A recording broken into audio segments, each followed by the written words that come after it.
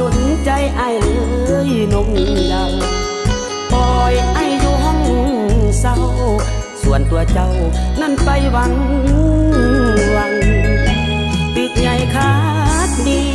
หนุ่มเศรษฐีดีกี่หลายกว่าเจ้าจึงรวมตัวเลยลืมตัวเปลี่ยนหาเปลี่ยนหันเงินหอใหญ่โตงามอโคเศรษฐีเงินขังลืมคนฮักเก่าหลังไปโบสั่งยังนอนาตอนอยู่ห้องเศร้าเจ้าสัญญาบอกปะทิมกันรวยจนนั้นบ่สำคัญมีอายเท่านั้นที่เดินห่วงทางแต่บ่ทันถึงปีน้องคนดีนี่นาลาห้องเศร้ากลายเป็นห้องหางอ้างว้างเมื่อนางจากลานั่งเงาเฝ้าห้อง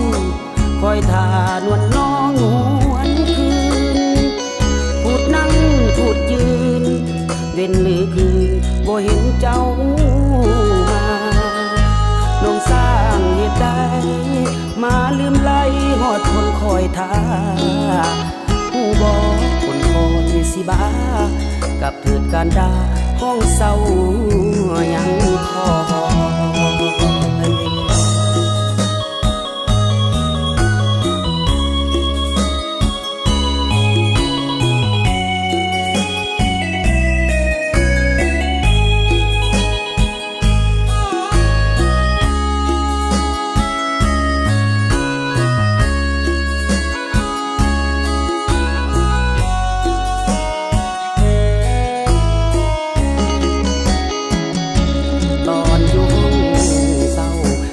สัญญาบอกปะทิม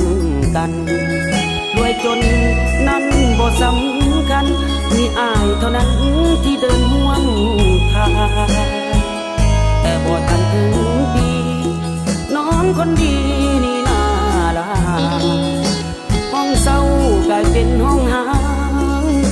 อ้างว้างเมื่อนางจากลานั่งเงาเฝ้าห้องคอยท่านวลน้องหวนคืนพูดนั่งพูดยืนเว้นหรือคืนบ่เห็นเจ้ามาน้องสร้างเหตุใดมาลืมไล่หอดคนคอยท่าผู้บอกคนคอยสิบ้ากับเถิดการดาห้องเศร้ายังคอย